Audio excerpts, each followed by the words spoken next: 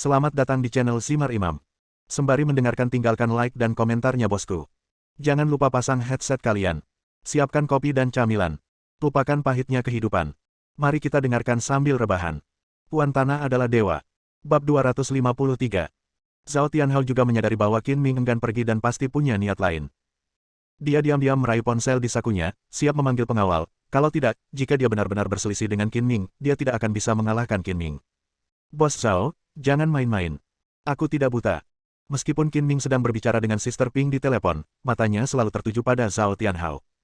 Saat dia berbicara, dia menendang dan memukul lengan Zhao Tianhao. Ah! Zhao Tianhao menjerit, meringis kesakitan, dan berkata dengan marah, Qin, jangan tolak tawaranku. Kalau bukan karena tuanmu datang, aku pasti sudah bersikap kasar padamu sejak lama. Kamu tidak perlu menunjukkan muka kepada siapapun, dan kamu tidak perlu bersikap sopan kepadaku. Tatapan mata Qin Ming tiba-tiba berubah dingin. Dia menyingkirkan teleponnya dan meraih lengan Zhao Tianhao. Sebelum Zhao Tianhao sempat melawan, dia merasakan sakit yang menusuk di bahunya. Qin Ming mengalami dislokasi bahu dan dia menjerit kesakitan seperti babi yang disembelih. Bos Zhao, jika Anda tidak ingin sendi-sendi di tubuh Anda terkilir, cepatlah dan tampilkan pertunjukan yang bagus. Saya sudah tidak sabar menunggu. Kata Qin Ming dingin. Apa yang terjadi? Zhao Tianhao tahu bahwa dia bukan tandingan Qin Ming. Jika dia menggunakan kekerasan, dialah satu-satunya yang akan menderita. Seperti kata pepatah, orang baik tidak akan pernah menderita kekalahan di depan orang lain. Dia berubah pikiran dan berencana untuk menenangkan Qin Ming terlebih dahulu dan mengatasinya. Mencari Qin Ming untuk menyelesaikan masalah lagi. Apa yang hendak kau lakukan sebelum aku masuk ke ruangan? Mulailah sekarang. Kata Qin Ming dengan nada bercanda. Kamu. Zhao Tianhao melirik Ji Rumeng di tempat tidur, menyeringai dan berkata, jadi kamu juga berencana untuk mendekati Rumeng. Itu benar, pria mana yang tidak tertarik dengan kecantikan yang luar biasa seperti itu. Tapi angan-anganmu gagal, Rumeng hanya bisa menjadi wanitaku, kau tidak bisa menyentuhnya. Jika kau ingin bermain, selama kau tidak memberitahu siapapun tentang apa yang terjadi malam ini, Mi Weier akan menjadi milikmu, dan dia juga akan menjadi milikmu. Seorang bintang besar, cukup pantas untukmu. Saudara Zhao, aku wanitamu, kamu tidak bisa mendorongku ke orang lain. Berhentilah berpura-pura tidak bersalah. Lagi pula, kamu kan belum pernah berhubungan dengan pria lain sebelumnya. Kamu tidak akan mati jika melakukannya lagi. Zhao Tianhao melotot padanya. Mi Weier menggigil ketakutan dan tidak berani protes lagi. Bos Zhao, jangan samakan aku denganmu. Aku tidak berbicara tentang Nona Ji, tapi bintang Mi Weier ini. Qin Ming telah melihat bahwa Mi Weier adalah mainan Zhao Tianhao, dan dia akan datang kapanpun dia memanggil. Lambaikan saja. Karena kalian berdua sudah sangat akrab, kalian pasti akan bekerja sama dengan baik dan membuat pertunjukan ini lebih menarik. Berhentilah berlama-lama dan mulailah. Kalian seharusnya merasa sangat terhormat karena aku akan menjadi sutradara dan membantu kalian syuting film ini. Sambil berbicara, Qin Ming berjalan ke kepala tempat tidur, memutar lensa DV, dan bersiap untuk memotret. Zhao Tianhao melihat kesempatan untuk melarikan diri, dan tiba-tiba mendorong Mi Weier ke arah Qin Ming dengan tangan kirinya yang tidak terluka, lalu berbalik dan lari. Jangan pernah berpikir untuk pergi kemanapun sampai adegan ini berakhir. Bagaimana dia bisa membiarkan Zhao Tianhao melarikan diri tepat di bawah hidungnya? Qin Ming berbalik ke samping dan mengabaikan Mi Weier, yang bergegas menghampirinya. Dalam sekejap mata, dengan mata terpejam, dia mengejar Zhao Tianhao. Dia mencengkeram leher pria itu dan melemparkannya ke belakang dengan sedikit tenaga. Qin Ming kemudian melangkah maju dengan cepat dan menginjak dada Zhao Tianhao. Sebuah lampu merah menyala di tangannya, dan dia mengeluarkan belati peminum darah dan perlahan-lahan mendorongnya ke selangkangan Zhao Tianhao. Bos Zhao, kesabaran saya terbatas. Saya akan bertanya sekali lagi, apakah Anda ingin berakting dalam adegan ini atau tidak? Anda bisa mengatakan tidak, tetapi Anda akan kalah. Bagian. Anda tidak akan mati tanpanya, tetapi Anda tidak akan dapat memiliki anak dalam kehidupan ini. Jangan. Melihat belati yang menekan selangkangannya, wajah Zhao Tianhao tiba-tiba menjadi pucat dan kakinya gemetar. Aku akan mendengarkanmu dan bertindak. Ini disebut menolak bersulang dan minum kerugian. Akan lebih baik jika kamu setuju lebih awal, tetapi kamu harus memaksaku untuk menggunakan kekerasan. Sambil berbicara, Qin Ming mengayunkan belati peminum darah dengan cepat, dan potongan-potongan kain pun ikut terbang bersamanya. Aku akan mendengarkanmu dalam segala hal. Tolong jangan potong pembicaraan ini. Zhao Tianhao berteriak, ketakutan setengah mati, wajahnya pucat pasi. Jika benda itu terputus, apa bedanya aku dengan seorang Kasim? Tidak ada gunanya menjalani hidup ini, lebih baik aku mati saja. Jangan berteriak, aku tidak berencana untuk mengebirimu. Aku hanya menyingkirkan beberapa hambatan agar kamu bisa bertindak lebih mudah nanti. Qin Ming berkata sambil tersenyum bercanda. Terima kasih banyak atas belas kasihanmu. Zhao Tianhao berteriak beberapa kali tetapi tidak merasakan sakit apapun. Dia melihat ke bawah dan melihat lubang besar di selangkangannya. Dengan cara ini dia bisa melakukannya tanpa melepas celananya. Yang penting barangnya masih utuh, yang membuatnya menghela napas lega. Setelah cukup menakuti Zhao Tianhao, Qin Ming menyingkirkan belati peminum darah, mengangkat kakinya, dan dengan tatapan ramah, membantu Zhao Tianhao menyambung kembali bahunya yang terkilir. Siap, beraksi. Zhao Tianhao sangat ketakutan sehingga dia tidak berani melawan lagi. Dia mengambil keputusan, menekan Mi Weili, dan dengan kasar merobek gaun malamnya, mengambil kesempatan untuk melampiaskan amarahnya. Di depan kamera DV, dengan orang-orang yang menonton di dekatnya, Mi Weili awalnya pendiam dan malu, tetapi saat Zhao Tianhao menggodanya, dia perlahan-lahan menjadi tidak terkendali dan menanggapi. Zhao Tianhao menjadi semakin berani, mengubah amarahnya dari paksaan menjadi motivasi, melampiaskannya pada Mi Weili, bahkan lupa bahwa ada seseorang yang merekam dengan DV di sebelahnya. Pertarungan ini berlangsung lebih dari setengah jam. Zhao Tianhao tidak tahan lagi dan akhirnya menyerah. Dia berbaring di perut Mi Weili, terengah-engah seperti anjing puk. Bos Zhao memiliki kekuatan fisik yang bagus. Jika kamu terus berkembang seperti ini, kamu pasti akan menjadi bintang film porno papan atas. Qin Ming memfilmkan seluruh proses tanpa kesalahan dan mengangguk puas. Faktanya, ketika Mi Weili membantu Ji Rumeng masuk ke rumah, Zhao Tianhao sudah meminum obat yang membuatnya bisa menunjukkan kejantanannya. Kalau tidak, dengan tubuhnya yang sudah kecanduan alkohol dan seks dalam waktu lama, dia mungkin tidak akan bisa mampu bertahan bahkan hingga 3 menit. Zhao Tianhao menarik napas dalam-dalam beberapa kali lagi dan tersadar dari kenikmatan yang baru saja dilepaskannya. Ketika dia melihat Qin Ming mengeluarkan kartu memori dari DV dan memasukkannya ke dalam sakunya, wajahnya menjadi gelap. Aku sudah melakukan semua yang kau minta. Kau tidak akan memberitahu siapapun, kan? Jangan khawatir, aku orang yang berprinsip. Apakah itu akan tersebar atau tidak, itu tergantung padamu. Kurasa kau tahu apa yang harus dilakukan tanpa aku mengatakannya, kan? Kata Qin Ming dengan nada bercanda. Zhao Tianhao memutar matanya, saya tidak begitu mengerti apa maksud Anda, apakah Anda menginginkan uang, atau sesuatu yang lain? Qin Ming memgoyangkan kartu memori dan berkata, aku tidak akan menggunakan benda ini untuk mengancammu. Selama kamu berperilaku baik dan berhenti berusaha mendapatkan Ji Rumeng, hal-hal indah di dalam tidak akan keluar. Kalau tidak, aku berjanji untuk akan membuatmu malu selamanya. Baiklah, aku tidak akan tinggal di sini untuk menghalangi, kalian lanjutkan saja. Setelah mengatakan itu, Qin Ming menggendong Ji Rumeng yang sedang tidur di tempat tidur dan berjalan keluar dari kamar tamu. Sialan, Qin, kau tunggu saja aku, kau pasti tidak akan mendapatkan akhir yang baik. Aku akan memastikan kau mati dengan kematian yang menyedihkan, tanpa tempat pemakaman. Setelah Qin Ming pergi, Zhao Tianhao berani mengutuk dan melompat. Seperti guntur, asap keluar dari semua lubang. Dia hanya selangkah lagi untuk mendapatkan Ji Rumeng, tetapi Qin Ming muncul dan menghancurkan mimpinya. Bagaimana mungkin Zhao Tianhao tidak marah? Dia mulai berpikir tentang bagaimana membalas dendam pada Qin Ming. Tetapi juga jangan biarkan hal-hal yang difilmkan akan disebarkan. Nona Ji, berapa lama Anda ingin saya memeluk Anda? Berhati-hatilah agar tidak terlihat oleh orang lain, atau akan ada rumor besok. Qin Ming tiba-tiba berhenti berjalan setelah berjalan keluar dari kamar tamu, menundukkan kepalanya dan melihat ke arah Ji Rumeng dalam pelukannya sambil tersenyum. Wajah Ji Rumeng memerah, lebih cerah dari apel merah matang, menambah kesan menawan dan membuat orang ingin menggigitnya besar-besaran. Ah, ada apa denganku? Ji Rumeng perlahan membuka mata indahnya, seolah dia tidak tahu apa-apa, tapi sorot matanya yang penuh rasa malu mengkhianatinya. Mata orang banyak itu tajam, jadi jangan pura-pura bodoh. Kata Qin Ming sambil menyeringai nakal. Kamu, bagaimana kamu tahu aku sudah bangun? Kata Ji Rumeng dengan malu. Lihatlah wajahmu, semerah pantat monyet. Jika kamu tidak tahu apa yang terjadi di kamar tamu, kamu tidak akan begitu malu. Qin Ming berkata dengan malu-malu. Bah, siapa yang mukanya kayak pantat monyet dan ngomongnya kasar banget, turunin aku sekarang. Ji Rumeng geram, berusaha menutupi rasa malunya. Obat yang diberikan Zhao Tianhao agak istimewa. Awalnya obat itu membuat orang mengantuk dan lemah di bagian tubuh tertentu, tetapi setelah setengah jam, efek obat itu akan hilang dan orang itu akan sadar kembali. Setengah jam ini sudah cukup bagi Zhao Tianhao untuk berhasil. Saat itu, bahkan jika wanita yang telah dipermainkannya sadar kembali, mereka tidak akan berdaya untuk melawan dan hanya bisa menikmatinya secara pasif. Dia hanya menyukai rangsangan semacam ini, memperhatikan wanita-wanita yang tidak patuh itu. Dirusak olehnya saat mereka masih sadar, namun tidak mampu melawan. Qin Ming menurunkan Ji Rumeng dengan hati-hati. Ji Rumeng berpura-pura marah, menepis tangan Qin Ming, dan melangkah maju. Akan tetapi, saat Ji Rumeng baru saja melangkah, ia menyadari seluruh tubuhnya masih lemas, kakinya lemas, dan ia pun terjatuh tanpa sadar. Hati-hati. Qin Ming buru-buru mengulurkan tangan untuk menopangnya dan memeluk tubuh Ji Rumeng yang lembut. Ji Rumeng jatuh ke dalam pelukannya lagi, selembut tanpa tulang. Detak jantung Qin Ming semakin cepat saat dia memeluk gadis selembut giok itu. Terlebih lagi, dia baru saja menyaksikan pertarungan langsung, dan dorongan dalam hatinya pun muncul. Kau, lepaskan. Ji Rumeng tiba-tiba merasakan sesuatu yang aneh di dadanya. Ia menunduk dan melihat sebuah tangan besar menekan tepat di bagian payudaranya. Wajahnya langsung memerah. Maaf, aku terburu-buru untuk mendukungmu sehingga tidak menyadarinya. Aku jamin itu pasti tidak disengaja. Qin Ming segera melepaskan tangannya. Itu memang tidak disengaja, tetapi merupakan tindakan yang biasa. Ketika ia melihat bagian yang lembut dan menjulang tinggi, tangannya secara naluriah akan menyentuhnya.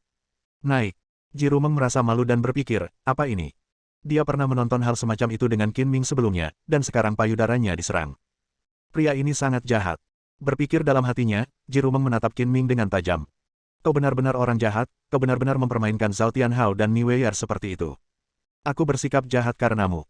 Qin Ming mengerutkan bibirnya dengan ketidakpuasan, aku membiarkanmu menikmati proses pembuatan film seni yang hebat secara gratis, mengamati dan belajar, tetapi pada gilirannya kamu menyalahkanku. Pada titik ini, mulut Qin Ming melengkung membentuk seringai jahat. Ngomong-ngomong, aku penasaran apa pendapat Nona Ji tentang pertunjukan bagus tadi. Kalau menurutmu ada yang perlu diperbaiki, aku harap kamu bisa memberiku saran yang lebih berharga. Bab 354. Qin Ming benar-benar membicarakan pertunjukan yang bagus di ruangan itu dan memintanya untuk memberikan pendapatnya. Itu terlalu tidak tahu malu. Ji Rumeng tidak bisa menahan diri untuk tidak meludah dan mengumpat, berandal. Nona Ji, tolong perbaiki sikap Anda dan jangan berpikiran tidak sehat. Saya sedang berdiskusi tentang seni tubuh manusia yang hebat dengan Anda, bagaimana itu bisa dianggap sebagai huliganisme. Kata Qin Ming dengan serius. Baiklah, ini salahku. Aku tidak begitu paham dengan bidang seni yang kamu tekuni dan tidak bisa memberimu saran yang berharga. Ji Rumeng berkata tanpa daya. Tidak masalah jika kamu tidak terbiasa dengannya. Kita bisa mempelajarinya bersama. Kebetulan aku punya bahan yang sudah jadi di sini. Qin Ming masih memiliki ekspresi serius di wajahnya dan berkata dengan serius. Berhenti, aku tidak tertarik mempelajari bidang seni yang kau tekuni. Dahi Ji Rumeng dipenuhi garis-garis hitam. Bisakah kau bersikap lebih tidak tahu malu lagi? Benarkah? Apakah kamu tidak tertarik dengan materi dalam kartu memori ini? Qin Ming berkata dengan nada bercanda, hal-hal di dalamnya tidak berguna bagiku, tetapi itu adalah pertunjukan yang bagus untukmu. Jika kamu benar-benar tidak tertarik, aku akan membuangnya, menyingkirkannya. Sambil berbicara, Qin Ming mengeluarkan kartu memori dan mengangkat tangannya seolah bersiap membuangnya. Tunggu, jangan lempar itu. Ji Rumeng buru-buru mencoba menghentikannya. Benda di dalam kartu itu sangat penting baginya. Dengan benda itu di tangannya, dia bisa mengendalikan Zhao Tianhao. Setidaknya dia bisa memaksa Zhao Tianhao untuk berperilaku baik. Agar dia tidak menggunakan cara-cara tercela terhadapku lagi. Jadi kamu tertarik? Ji Rumeng mengangguk tak berdaya. Aku tertarik, oke. Karena kamu tertarik, aku juga tertarik. Kita bisa mempelajarinya bersama setelah kita kembali. Qin Ming tertawa saat melihat Ji Rumeng diolok-olok. Baiklah, aku tidak akan menggodamu lagi. Ini hadiah untukmu. Simpan baik-baik. Terima kasih. Hati Ji Rumeng terasa hangat. Jika Qin Ming tidak ada di sana malam ini, akibatnya akan sangat buruk. Nona Ji, hanya mengucapkan terima kasih secara lisan saja terlalu tidak tulus, bukan? Puan Qin, saya pasti akan mengucapkan terima kasih banyak, tetapi pikiran saya agak bingung sekarang, dan saya belum memikirkan bagaimana cara mengucapkan terima kasih. Tolong biarkan saya memikirkannya, atau Anda juga dapat memberitahu saya bagaimana Anda berterima kasih. Ingin aku mengucapkan terima kasih. Ini bukan tempat untuk bicara. Aku akan mengantarmu kembali dan kita bicara nanti. Qin Ming membantu Ji Rumeng berjalan ke lift. Dia tidak bisa menahan pikiran jahat di benaknya. Dia tidak dapat dipungkiri bahwa bahasa Mandarin sangat luas dan mendalam. Apalagi yang harus ia syukuri, nanti. Ini adalah ucapan terima kasih yang terbaik. Qin Ming mengendarai mobil ke pintu masuk hotel, lalu membantu Ji Rumeng masuk ke mobil dan kembali ke komunitas Teluk Binhai. Sambil bersandar malas di kursi, Ji Rumeng dipenuhi emosi dan menghela napas panjang. Apa yang sedang kamu pikirkan? Tanya Qin Ming. Memikirkan apa yang terjadi malam ini? Nada bicara Ji Rumeng lembut dan menawan. Sebagai wanita yang berkecimpung di dunia hiburan, kamu harus lebih berhati-hati dan menjaga kebersihan diri. Kamu tidak boleh berniat menyakiti orang lain, tetapi kamu harus waspada terhadap orang lain. Lebih berhati-hati di masa mendatang dan jangan membuat kesalahan serupa lagi. Qin Ming menghiburnya. Ji Rumeng menertawakan dirinya sendiri dan berkata, di mata orang luar, aku adalah bintang besar yang menjadi terkenal dengan cepat setelah debut selama setahun. Mereka hanya melihat sisi terangku. Siapa yang tahu rasa sakitku? Terkadang, aku benar-benar ingin kembali ke kehidupan saya yang biasa saja sebelumnya, tetapi saya harus terus menjadi bintang. Kamu berada dalam situasi yang diberkati tetapi tidak tahu betapa kamu menghargainya. Tidakkah kamu tahu berapa banyak orang yang kamu cintai? Aku iri dan mengagumimu. Aku bermimpi menjadi bintang sepertimu. Sejujurnya, kamu sok penting. Petik 2. Kamu boleh bilang aku sok penting atau apalah, tapi aku ini perempuan, dan kamu masih ingin aku menggerutu dan melampiaskan kekesalanku. Ji Rumeng memutar matanya ke arah Qin Ming dan mengeluh. Kamu boleh meludah sebanyak yang kamu mau, asal jangan meludahiku. Kalau kamu mengotori bajuku, kamu harus bertanggung jawab untuk mencucinya. Kata Qin Ming sambil tersenyum. Uci. Ji Rumeng juga tertawa, senyumnya menawan dan mempesona. Saya mengeluh, bukan muntah. Apapun yang kau muntahkan, aku harus menjauh darimu agar tidak terluka. Sepanjang jalan, Qin Ming sengaja menunjukkan sisi humornya, membuat Ji Rumeng tertawa berulang kali dan sejenak melupakan kejadian tidak menyenangkan karena hampir kehilangan keperawanannya malam ini. Qin Ming juga memanjakan matanya dan mengagumi senyum menawan Ji Rumeng sepanjang jalan. Dia harus mengakui bahwa wanita ini benar-benar cantik yang membawa malapetaka. Dia membuatnya gelisah dan hampir menyebabkan kecelakaan mobil. Melihat mobil melaju ke villa yang disewanya, Ji Rumeng berkata dengan tulus, "Tuan Qin, hari sudah larut, mengapa Anda tidak tinggal di sini saja?" "Jika aku tinggal, di mana aku harus tinggal?" tanya Qin Ming sambil tersenyum. "Tinggallah di kamar tamu. Semua kamar tamu di lantai pertama kosong. Kau bisa tinggal di manapun yang kau mau. Lupakan saja, lebih baik aku pulang. Istriku dan anak-anakku sudah menungguku." "Kamu punya istri dan anak?" Ji Rumeng bertanya dengan heran. "Aku selalu ingin memilikinya, tetapi belum menjadi kenyataan. Aku akan kembali dan terus bermimpi." Qin Ming tersenyum, membuka pintu dan keluar dari mobil, lalu berjalan pergi dengan gagah. Tata krama. Orang ini sangat lucu. Melihat punggung Qin Ming yang menjauh, Ji Rumeng tersenyum lagi. Komunitas Teluk Binhai tidak jauh dari villa tempat tinggal Qin Ming. Biasanya butuh waktu sekitar 10 menit berjalan kaki ke sana. Qin Ming berjalan santai ke pintunya, mendorong gerbang besi hingga terbuka, dan menemukan bahwa lampu di ruang tamu menyala. Lantai pertama villa berada. "Mungkinkah Hong Lian mengetahui bahwa dia ditipu dan pulang untuk menungguku?" Qin Ming bergumam pada dirinya sendiri. Dia mempercepat langkahnya sedikit dan melihat ke dalam melalui jendela. Dia menemukan seorang pria dan seorang wanita duduk di sofa. Dan mereka adalah orang asing. Pria dan wanita itu sama-sama mengenakan pakaian putih, bukan gaya modern, tetapi lebih seperti kostum kuno, dengan pedang panjang di punggung mereka. Lelaki itu berpenampilan biasa saja, tetapi dia tampak sangat anggun dalam pakaian putihnya. Saat mata Qin Ming tertuju pada wajah wanita itu, matanya berbinar dan dia diam-diam memujinya sebagai wanita cantik yang menakjubkan. Wanita itu masih sangat muda, usianya tidak lebih dari 20 tahun, dengan wajah yang cantik. Bahkan ketika dia sedang duduk, orang bisa melihat sosoknya yang ramping, pinggangnya yang ramping, kakinya yang jenjang, dan temperamennya yang murni dan halus. Peri-peri di dunia ini adalah seperti bunga teratai salju di pegunungan Tianshan, tidak terpengaruh oleh duniawi. Jika dibandingkan, penampilan wanita cantik itu jelas tidak kalah dengan Gu Qingyi dan Ji Rumeng, tetapi temperamennya yang luar biasa tidak sebanding dengan Gu Qingyi dan Ji Rumeng. Pada saat yang sama, pria dan wanita itu juga memperhatikan Qin Ming. Mereka berdiri satu demi satu dan melesat ke halaman. Keduanya sangat cepat dan mereka berada di depan Qin Ming dari ruang tamu dalam sekejap mata. "Mata, aku tidak tahu siapa kalian berdua. Kalian masuk ke vilaku tanpa menyapa. Kelihatannya tidak sopan, iya." Qin Ming diam-diam meningkatkan kewaspadaannya. Dilihat dari keterampilan kedua orang itu, mereka jelas bukan orang biasa. Dia juga merasakan bahwa mereka memancarkan melihat fluktuasi energi sejati, dia pasti seorang master. "Kamu tidak memenuhi syarat untuk mengetahui siapa kami." Pria berbaju putih itu sangat sombong dan mendengus menghina. "Kami datang ke sini untuk meminta sesuatu padamu. Jika kau menerimanya dengan patuh, keluarlah, cek ini milikmu, kalau tidak, kamu akan dibunuh di tempat."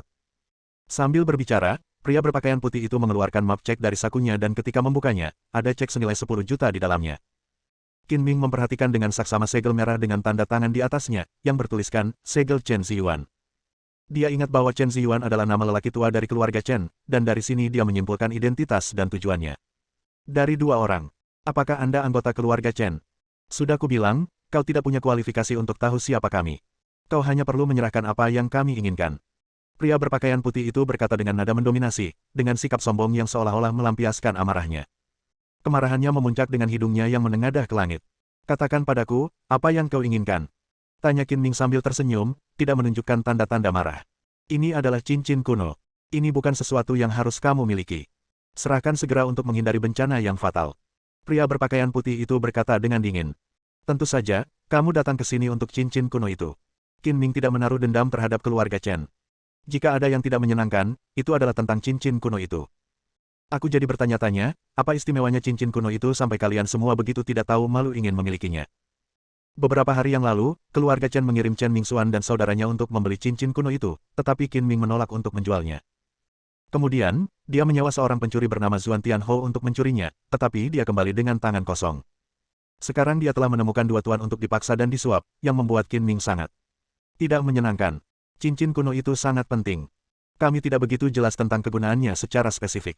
Saya menyarankan Anda untuk menyerahkannya kepada kami, jika tidak, itu akan benar-benar membawa bencana yang fatal bagi Anda.